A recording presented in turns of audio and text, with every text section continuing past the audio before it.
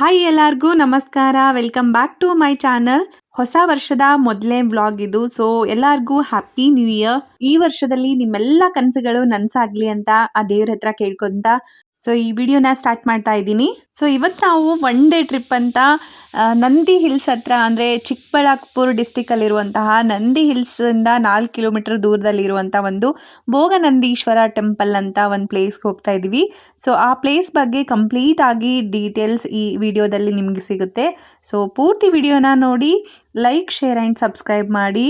ಇದೇ ರೀತಿ ಎಲ್ಲ ಫುಡ್ ಆ್ಯಂಡ್ ಟ್ರಾವೆಲ್ ಇನ್ಫಾರ್ಮೇಷನ್ ಬೇಕಿದ್ದರೆ ನಮ್ಮ ವೀಡಿಯೋಸ್ನ ಯಾವಾಗಲೂ ನೋಡ್ತಾ ಇರಿ.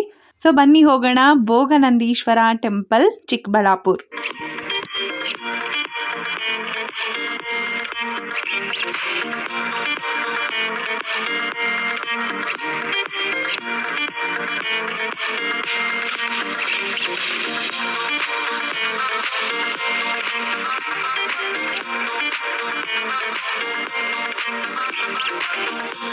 ಇಲ್ಲಿ ಎದುರುಗಡೆ ಕಾಣ್ತಾ ಇದೆ ಅಲ್ವಾ, ಸೊ ಅದೇ ನಂದಿ ಹಿಲ್ಸು. ಸೊ ಬೆಳಿಗ್ಗೆ ಸನ್ರೈಸು ಮತ್ತು ಅಂದರೆ ಸನ್ಸೆಟ್ ನೋಡೋಕ್ಕೆ ಅಂತ ಅಲ್ಲಿ ಹೋಗ್ಬೋದು. ನಾವು ಹೊರಟಿದ್ದು ಮನೆಯಿಂದ ಸ್ವಲ್ಪ ಲೇಟ್ ಆಯ್ತಲ್ವಾ, ತಿಂಡಿ ಎಲ್ಲ ಮುಗಿಸ್ಕೊಂಡು ಹೋಗ್ತಾ ಇದ್ದೀವಿ. ಸೊ ಅದಕ್ಕೆ ನಾವು ನಂದಿ ಹಿಲ್ಸಿಗೆ ಹೋಗಿಲ್ಲ, ಯಾವಾಗಲೂ ನೋಡಿರೋ ಪ್ಲೇಸ್ ಅಲ್ವಾ, ಸೊ ಅದಕ್ಕೆ ಅಲ್ಲಿ ಹೋಗಲಿಲ್ಲ. ಊಟ ಎಲ್ಲ ರೆಡಿ ಮನೆಯಿಂದನೇ ತೊಗೊಂಡು ಬಂದು ಇವಾಗ ಹೋಗ್ತಾ ಇರೋ ಪ್ಲೇಸ್ ಅಂದರೆ ಭೋಗನಂದೀಶ್ವರ ಟೆಂಪಲಲ್ಲಿ ನಾವು ಕೂತ್ಕೊಂಡು ಊಟ ಎಲ್ಲ ಮುಗಿಸ್ಕೊಂಡು ಬರ್ಬೋದು ಅಂತ ಅಲ್ಲಿಗೆ ಹೋಗ್ತಾ ಇದ್ವಿ. ಭೋಗನಂದೀಶ್ವರ ಟೆಂಪಲ್ ಎಕ್ಸಾಕ್ಟ್ ಕೆಳಗಡೆನೇ ಇದೆ, ಅಂದರೆ ನಂದಿ ಹಿಲ್ಸ್ ಎಕ್ಸಾಕ್ಟ್ ಆಗಿ ಒಂದು 4 ಕಿಲೋಮೀಟರಿಂದ ದೂರದಲ್ಲಿ ಇರುವಂಥ ಒಂದು ಟೆಂಪಲ್ ಅದು. ಸೊ ಅಲ್ಲಿಗೆ ಹೋಗ್ತಾ ಇರೋದು. ಫೈನಲಿ ನಾವು ಲೊಕೇಶನ್ಗೆ ರೀಚ್ ಆದ್ವಿ. ಇದೇ ನೋಡಿ, ಶ್ರೀ ಭೋಗನಂದೀಶ್ವರ ಟೆಂಪಲ್, ಚಿಕ್ಕಬಳ್ಳಾಪುರ. ಸೊ ಇಲ್ಲಿ ನೋಡ್ಬೋದು, ಈ ಟೆಂಪಲ್ಗೆ 2 ಗೇಟ್ ಬರುತ್ತೆ. ಸೊ ಒಂದು ಕಡೆ ಪಾರ್ಕಿಂಗ್ ಎಲ್ಲ ವ್ಯವಸ್ಥೆ ಚೆನ್ನಾಗಿರುವಂಥ ಒಂದು ಏರಿಯಾದಲ್ಲಿರುವಂಥ ಒಂದು ಗೇಟು, ಆ್ಯಂಡ್ ರೈಟ್ ಸೈಡ್ಗೆ ಇನ್ನೊಂದು ಗೇಟ್ ಬರುತ್ತೆ. ಸೊ ಅಲ್ಲೆಲ್ಲ ಸ್ವಲ್ಪ ಮಾರ್ಕೆಟಿಂಗ್ ಏರಿಯಾ ಥರ ಇದೆಯಲ್ವಾ, ಸೊ ಅಲ್ಲಿ ಪಾರ್ಕಿಂಗ್ ಸ್ವಲ್ಪ ಕಮ್ಮಿ ಸಿಗುತ್ತೆ ಅಂತ ನಾವು ಕಾರ್ ಪಾರ್ಕಿಂಗ್ ಲೆಫ್ಟ್ ಸೈಡಲ್ಲಿ ತೊಗೊಂಡ್ವಿ.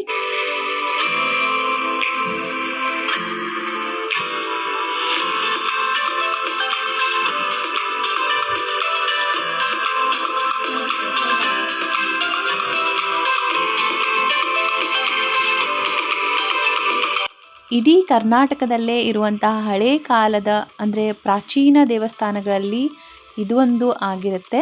ಆ್ಯಂಡ್ 9ನೇ ಶತಮಾನದಲ್ಲಿ ನಿರ್ಮಾಣವಾಗಿರುವಂತಹ ಈ ದೇವಸ್ಥಾನ ಕಲೆಗೆ, ವಾಸ್ತುಶಿಲ್ಪಕ್ಕೆ ಪ್ರಸಿದ್ಧಿ ಆಗಿರುವಂಥದ್ದು.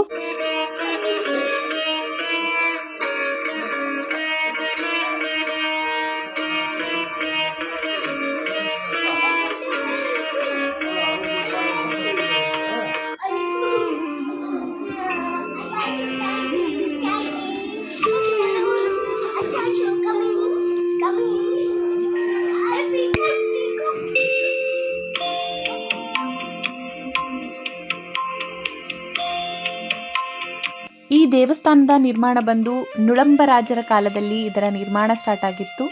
ಅದಾದ ನಂತರ ಗಂಗರು, ಚೋಳರು, ಹೊಯ್ಸಳರು ಮತ್ತು ವಿಜಯನಗರ ಸಾಮ್ರಾಜ್ಯದ ಅರಸರ ಕೊಡುಗೆಗಳನ್ನು ನೀಡಿದ್ದಾರೆ ಈ ದೇವಸ್ಥಾನಕ್ಕೆ ಅಂತ ಒಂದು ಇತಿಹಾಸವಿದೆ.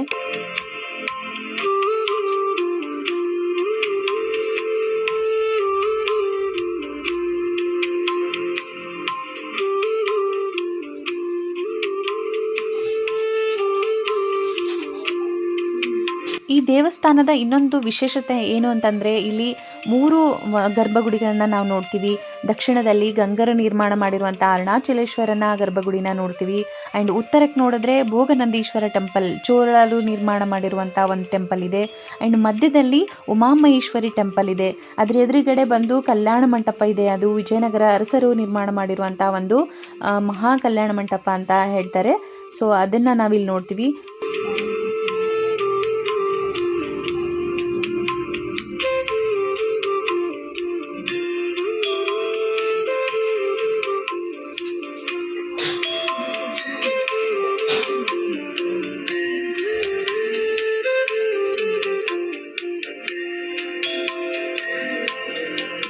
ಇಲ್ಲಿ ನೋಡ್ತಿದ್ದೀರಲ್ವಾ, ಇದೇ ಅರುಣಾಚಲೇಶ್ವರನ ಗರ್ಭಗುಡಿ.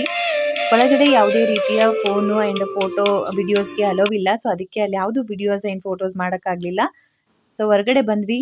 ನಮ್ಮ ಅಭಿ ಮತ್ತು ಆದಿ ಇಬ್ಬರು ಎಷ್ಟು ಎಂಜಾಯ್ ಮಾಡ್ತಿದ್ರು ಅಂತಂದರೆ, ಅವರು ತುಂಬ ದಿನ ಆದಮೇಲೆ ಮೀಟ್ ಆಗಿದ್ದರು. ನಮ್ಮ ನಾದಿನಿ ಮಗ ಅಂದರೆ ಅಭಿ ಅತ್ತೆ ಮಗ. ಸೊ ಅವರಿಬ್ಬರು ತುಂಬ ಕ್ಲೋಸ್ ಅಲ್ವಾ, ತುಂಬ ದಿನದ ಮೇಲೆ ಮೀಟ್ ಆಗಿದ್ದಕ್ಕೆ ತುಂಬ ಏನಂದರೆ ಇಷ್ಟು ಖುಷಿಯಿಂದ ಓಡಾಡ್ತಿದ್ರು ಎಲ್ಲ ಕಡೆ. ಅಂದರೆ ನಮ್ಗೆ ಹಿಡಿಯೋಕ್ಕೆ ಕಷ್ಟ ಆಗ್ತಿತ್ತು, ಅಷ್ಟೊಂದು ಓಡಾಡ್ತಾಯಿದ್ರು.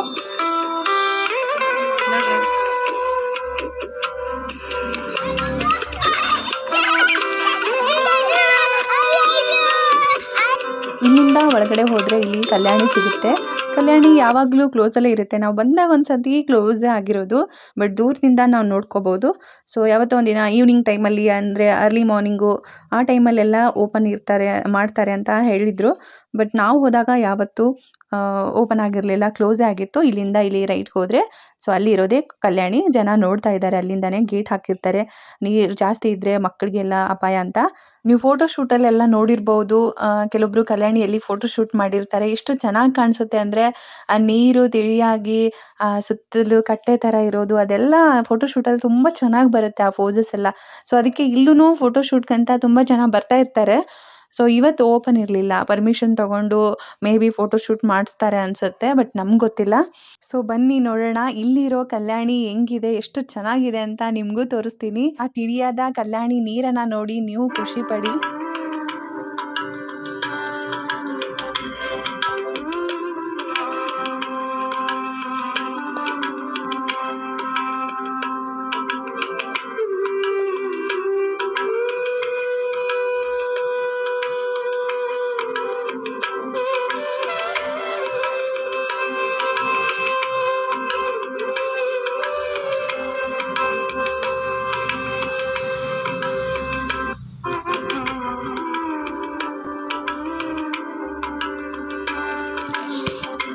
ನೋಡಿದ್ರಲ್ಲ ಕಲ್ಯಾಣಿ ಎಷ್ಟು ಪ್ರಶಾಂತವಾಗಿ ಕ್ಲೀನಾಗಿ ಕಾಣ್ತಾ ಇದೆ ಅಂತ. ಮನಸ್ಸಿಗೆ ಏನೋ ಒಂಥರ ಖುಷಿ, ನೆಮ್ಮದಿ ಸಿಗುತ್ತೆ ಕಲ್ಯಾಣಿನ ನೋಡ್ತಾ ಇದ್ದರೆ. ಹಂಗೆ ನೋಡ್ತಾನೇ ಇರಬೇಕು ಅನ್ನೋಷ್ಟು. ಹಿಂದಿನ ಕಾಲದಲ್ಲಿ ರಾಜ ಮಹಾರಾಜರು ಆ್ಯಂಡ್ ರಾಜವಂಶದವರೆಲ್ಲ ಓಡಾಡಿರುವಂತಹ ಜಾಗದಲ್ಲಿ ಇವತ್ತು ನಾವು ಓಡಾಡ್ತಿದ್ವಿ ಅಂದರೆ ತುಂಬ ಖುಷಿ ಅನಿಸುತ್ತೆ. ಸೊ ನೀವು ಈ ಪ್ಲೇಸ್ನ ಒಂದು ಸತಿ ಮಿಸ್ ಮಾಡದೆ ಹೋಗಿ ಬನ್ನಿ, ತುಂಬ ಚೆನ್ನಾಗಿದೆ. ಒನ್ ಡೇ ಟ್ರಿಪ್ ಅಂತ ನೀವು ಹೋಗ್ಬೋದು. ಜಾಗ ತುಂಬ ಚೆನ್ನಾಗಿದೆ ಅಂತ ಸ್ಕೂಲ್ ಮಕ್ಕಳನ್ನೆಲ್ಲ ಇಲ್ಲಿ ಸುತ್ತಮುತ್ತಲ ಹತ್ತಿರ ಇರುವಂಥವರೆಲ್ಲ ವೀಕೆಂಡಿಗೆ ಅಂತ ಸ್ಕೂಲ್ ಮಕ್ಕಳನ್ನ ಇಲ್ಲಿ ಕರ್ಕೊಂಬರೋದು ಇದೆ. ಇಲ್ಲಿ ನೋಡ್ಬೋದು ನೀವು, ಯಾವುದೋ ಸ್ಕೂಲಿಂದ ಮಕ್ಕಳು ಕೂಡ ಬಂದಿದ್ದರು ಟ್ರಿಪ್ಗಂತ. ಆ್ಯಂಡ್ ಇವನ್ ಈ ದೇವಸ್ಥಾನದಲ್ಲಿ pre wedding shoot and photoshoot ಇದೆಲ್ಲ ತುಂಬ ಚೆನ್ನಾಗಿ ಬರುತ್ತೆ ಫೋಟೋಸ್ ಎಲ್ಲ. ಯಾಕಂದರೆ ಆ ಥರ ಎಲ್ಲ ಕಂಬಗಳಿದೆ ಆ್ಯಂಡ್ ದೇವಸ್ಥಾನದ ಗೋಪುರ ಅದೆಲ್ಲವೂ ಫೋಟೋಶೂಟಲ್ಲಿ ಚೆನ್ನಾಗಿ ಬರುತ್ತೆ ಅಂತ ಇಲ್ಲೆಲ್ಲ ಫೋಟೋಶೂಟು ಕೂಡ ಜಾಸ್ತಿ ಮಾಡಿಸ್ತಾರೆ. ನೀವು ಕೂಡ ಫೋಟೋಶೂಟ್ ಮಾಡಬೇಕು ಅಂತ ಅಂದ್ಕೊಂಡ್ರೆ ಈ ದೇವಸ್ಥಾನಕ್ಕೆ ನೀವು ವಿಸಿಟ್ ಮಾಡ್ಬೋದು. ದೇವಸ್ಥಾನದಲ್ಲಿ ಇಲ್ಲೊಂದು ಬಾವಿ ಥರ ಇದೆ, ಎಲ್ಲರೂ ಕಾಯಿನ್ಸ್ ಹಾಕ್ತಾರೆ ಅಲ್ಲಿ. ಎಲ್ಲ ಹುಡುಗರು ಏನೋ ಕ್ಯೂರಿಯಾಸಿಟಿಯಿಂದ ಬಂದು ನೋಡ್ತಾ ಇದ್ರು. ಹಂಗೆ ನಮ್ಮ ಅಭಿನೂ ಕೂಡ ನಾನು ನೋಡ್ತೀನಿ ಅಂತ ಹಠ ಮಾಡಿ ಅವನು ಅಲ್ಲಿ ಹೋಗಿ ನೋಡೋದು ಇದೆಲ್ಲವನ್ನ ಮಾಡ್ತಾ ಇದ್ದ. ಸೊ ಈ ಎಲ್ಲ ಮಕ್ಕಳು ನೋಡ್ತಾ ಇದ್ರೆ ನಮ್ಮ ಸ್ಕೂಲ್ ಲೈಫು ನೆನಪಿಗೆ ಬರುತ್ತೆ ಅಲ್ವಾ. ಸೊ ತುಂಬ ಮಿಸ್ ಮಾಡ್ಕೋತೀವಿ ಸ್ಕೂಲ್ ಲೈಫನ್ನು ಆ್ಯಂಡ್ ಚೈಲ್ಡ್ಹುಡ್ನ.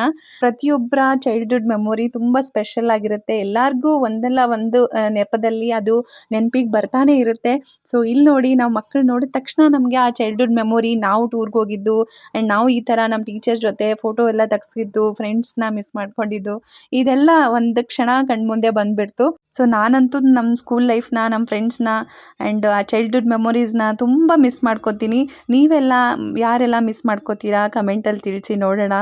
ನನ್ನ ಮಗ ಅಭಿ ಅಂತೂ ಇರೋದು 3 ವರ್ಷ, ಮಾಡೋದು ಮಾತ್ರ ದೊಡ್ಡ ದೊಡ್ಡ ವ್ಯಕ್ತಿಗಳ ಥರ ಕೆಲಸ ಮಾಡ್ತಾ ಇರ್ತಾನೆ. ನೋಡಿ ಹೆಂಗೆ ಹಸ್ಕೋತಾ ಇದ್ದಾನೆ ಸಿಂಧೂರನ ಅಂದರೆ, ಏನು ದೊಡ್ಡ ಮನುಷ್ಯ, ಮೊದಲಿಂದ ಎಲ್ಲ ಗೊತ್ತಿದೆ ಅನ್ನೋ ಥರ.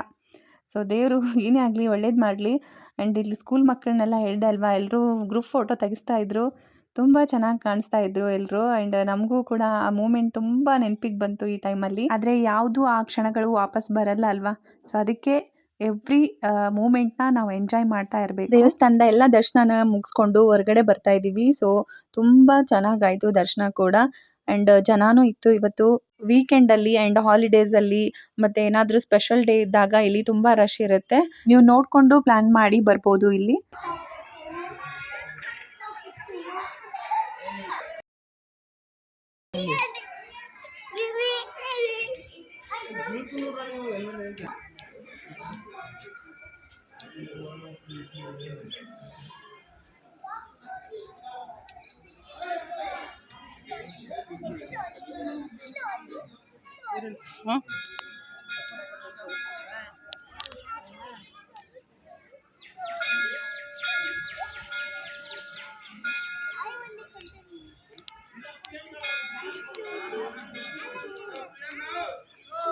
ಇಲ್ಲಿಂದ ಹೊರಗಡೆ ಬಂದ ತಕ್ಷಣ ಲೆಫ್ಟಿಗೆ ಹಳೆ ಕಾಲದ ಒಂದು ಕಟ್ಟೆ ಇದೆ ಆ್ಯಂಡ್ ನಾಗರಕಟ್ಟೆ ಕಾಣಿಸುತ್ತೆ.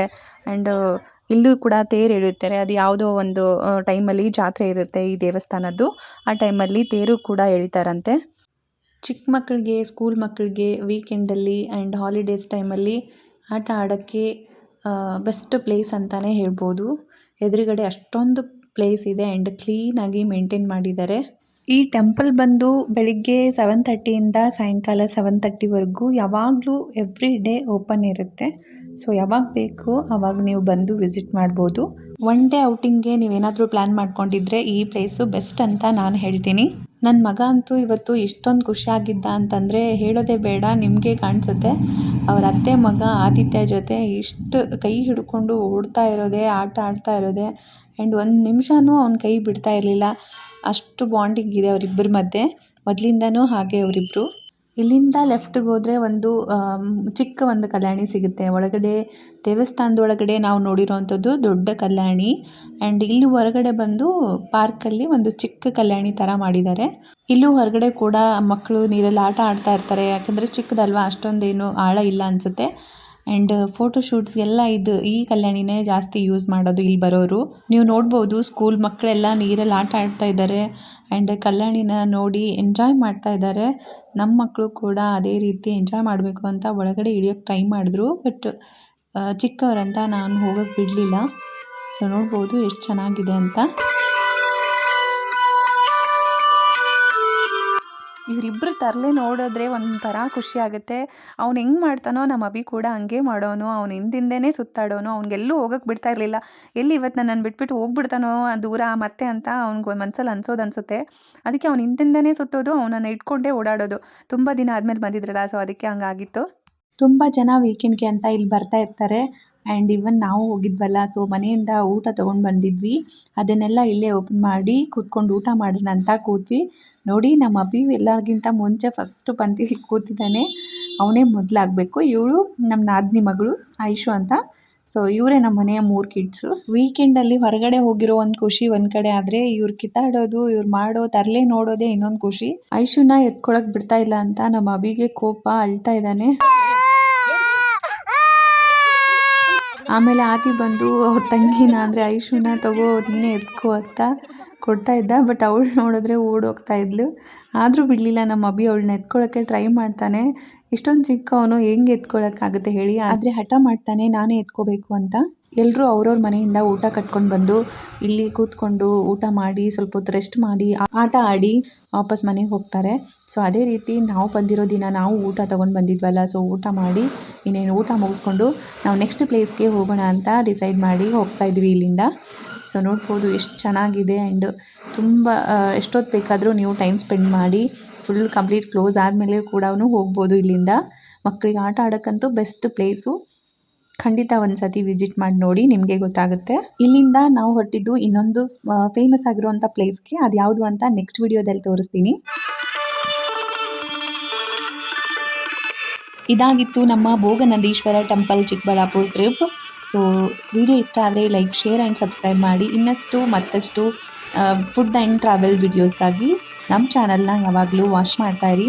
So meet you in the next video part 2. Thank you all.